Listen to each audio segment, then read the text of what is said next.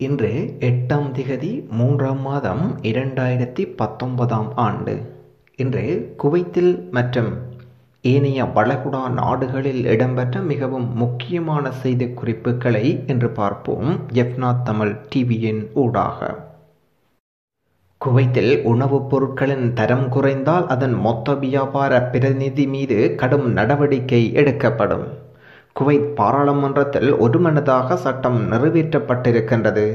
இறக்குமதி லைசன்ஸ் 3 மாதங்களுக்கு தற்காலிகமாக ரத்து மற்றும் 3000 முதல் 10,000 தினார் வரை அபராதம் விதிக்க இந்த திட்டம் வகுக்கப்பட்டிருக்கின்றது. இந்த குற்றம் தொடர்ந்தால் உரிமம் ரத்தாவது செய்யப்படும். அடுத்து அபுதாபியிலிருந்து கிடைக்கப்பட்ட இன்னும் ஒரு செய்தியொன்று. அபுதாபியில் தனிநபர் வாகனங்களை வாடகைக்கு பயன்படுத்தினால் கடும் நடவடிக்கை, போக்குவரத்து துறை எச்சரிக்கை. 3000 திர்ஹம் விலை மற்றும் ஒரு மாதத்துக்கு வாகனம் பறிமுதல் செய்யப்படும் என்ற செய்தி வெளியாகி இருக்கின்றது அபுதாபியில். சவுதி அரேபியாவிலிருந்து கிடைக்கப்பட்ட ஒரு செய்தி ஒன்று காணப்படுகின்றது. சவுதி அரேபியாவில் உள்ள கடைகளின் பெயர்களை சட்டப்படி பதிவு செய்து அதன் உரிமையாளர்களுக்கு 6 மாத கால அவகாசம் வழங்கப்பட்டிருக்கின்றது.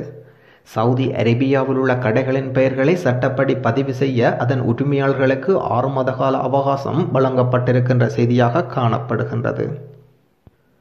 குவைத்தில் மார்ச் 10 முதல் நடைமுறைக்கு வருகின்ற ஆன்லைன் விசா புதுப்பித்தல் வழிமுறைகள்.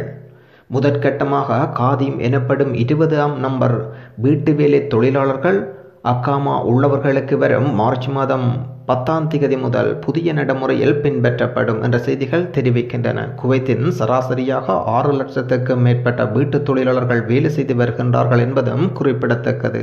வரும் நாட்களில் 2ஆம் கட்டமாக 18ஆம் நம்பர் அக்மா உள்ளிட்ட மற்றவர்களுக்கும் இதை நடைமுறைக்கு விரிவுபடுத்தப்படும் என்று செய்திகள் தெரிவிக்கின்றன. என்று நாங்கள் பார்த்த விடயம் வளைகுடா நாடுகளில் இடம்பெற்ற மிகவும் முக்கியமான செய்தி குறிப்புகளை தந்திருந்தோம். ஒன்று குவைத் மற்றும் சவுதி மற்றும் அபுதாபியை பற்றிய செய்தியாகவே காணப்பட்டிருக்கின்றது.